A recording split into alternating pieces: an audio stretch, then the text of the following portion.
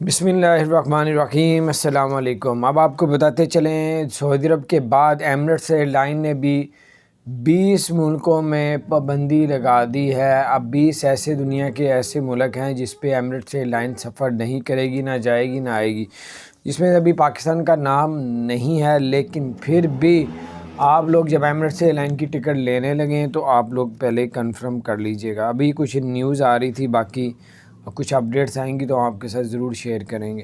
تو اور دوسرا یہ کہ ایمریٹس ایئر لائن نے پاکستان کے لیے خصوصی پیکیج نکالا ہے، ڈسکاؤنٹ پیکیج، اور یہ کہ اس میں بہت کم ریٹ ٹکٹس کا ملے گا پاکستانیوں کو، انڈین کو۔